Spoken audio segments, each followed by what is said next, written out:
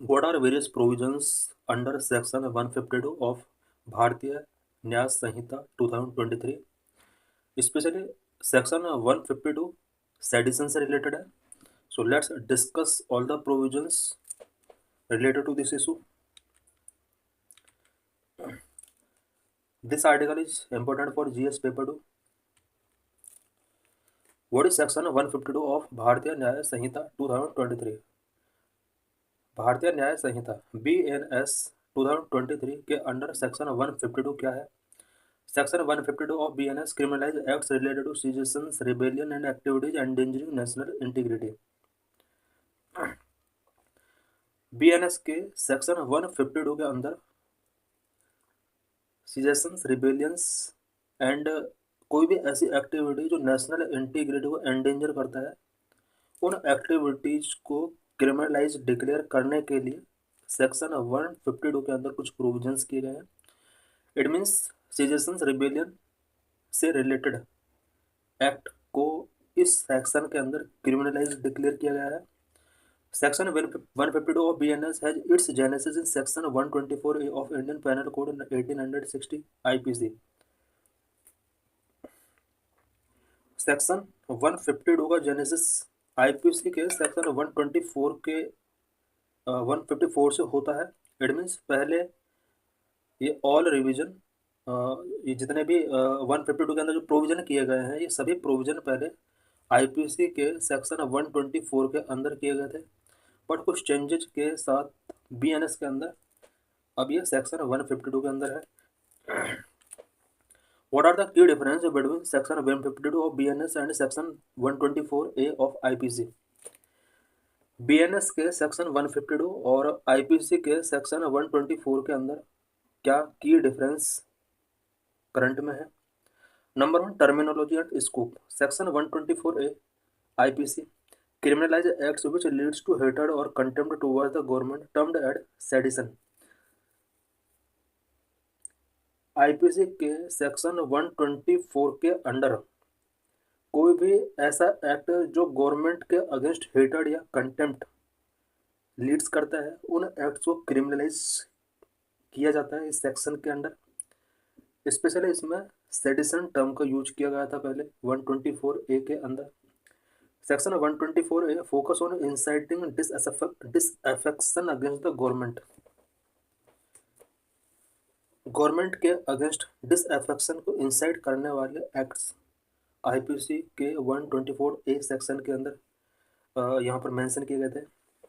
Section 152 BNS criminalize acts that endangering the unity, integrity and sovereignty of India, including inciting rebellion or promoting separatism. BNS 152 section के अंदर कोई भी ऐसा act जो country की unity, integrity and sovereignty को endanger करता है, ये कोई भी ऐसी एक्टिविटी जो सेपरेटिज्म को प्रमोट करता है, रिबेलियन को इंसाइट करता है, इन सभी एक्ट्स को क्रिमिनलाइज इसी सेक्शन के अंडर किया गया है.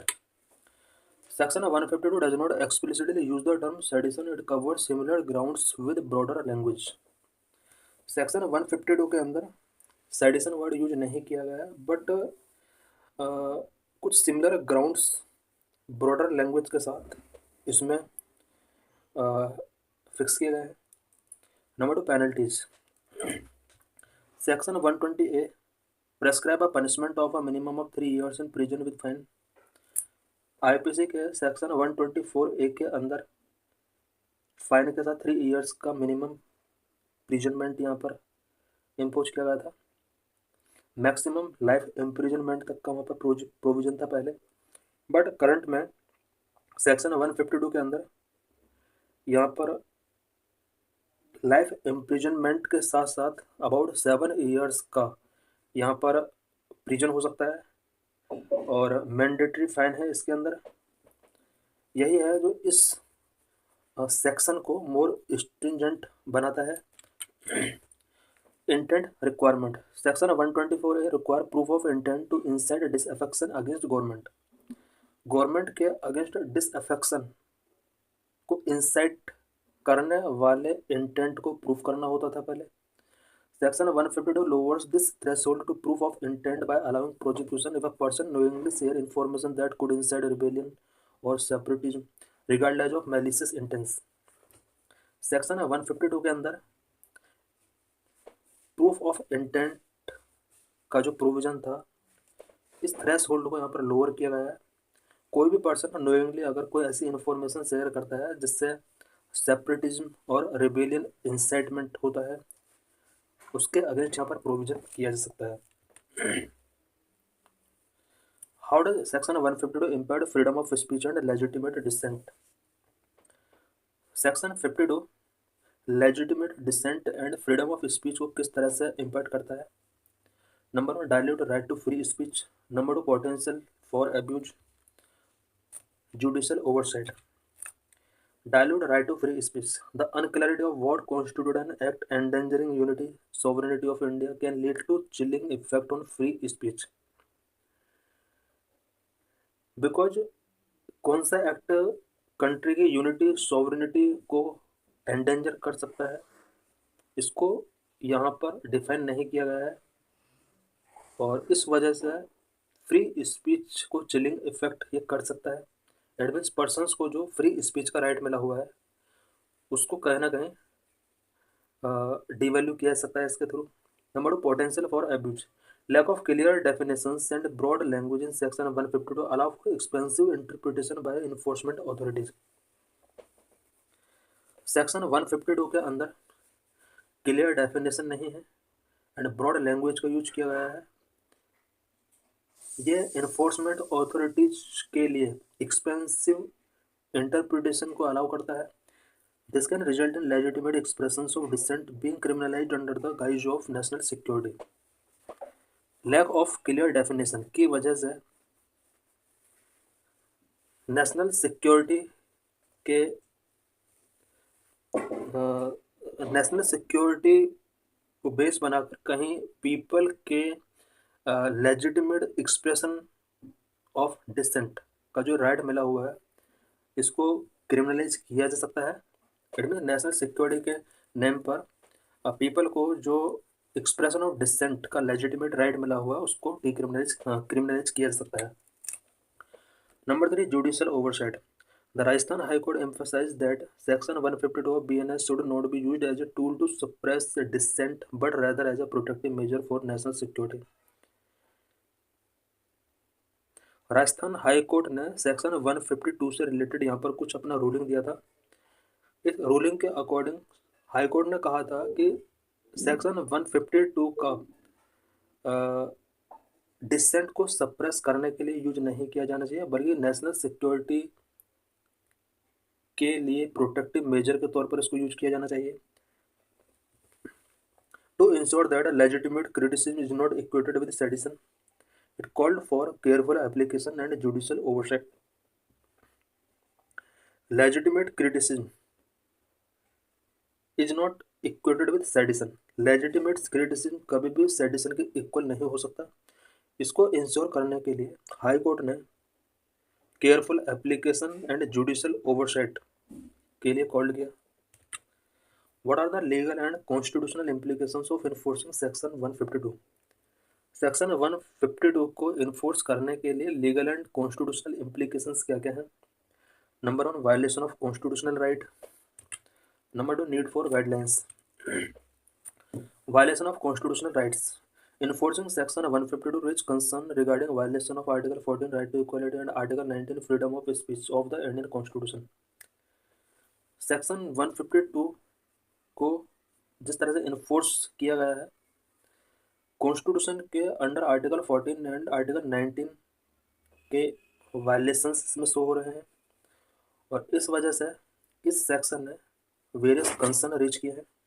The word definition in section 152 may lead to arbitrary enforcement, undermining individual right and freedoms.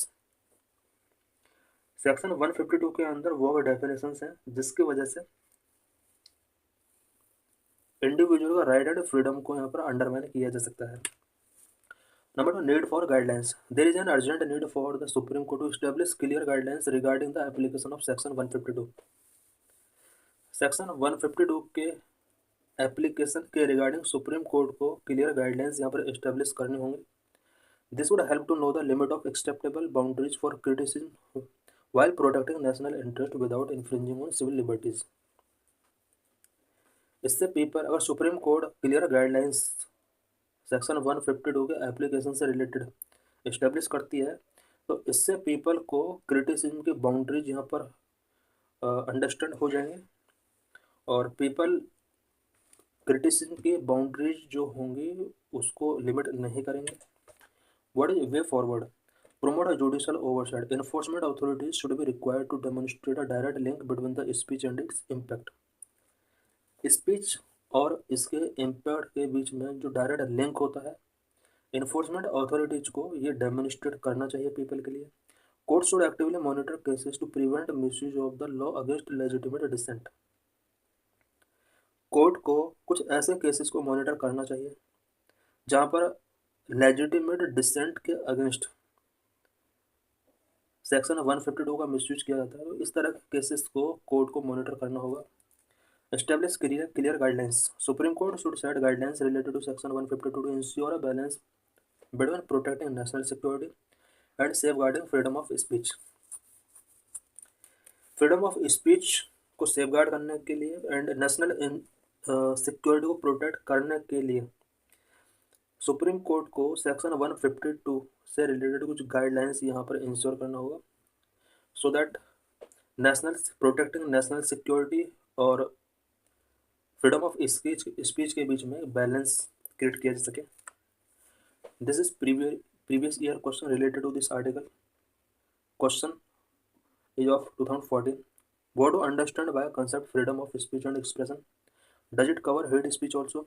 Why do films in India stand on a slightly different plane from other forms of expression?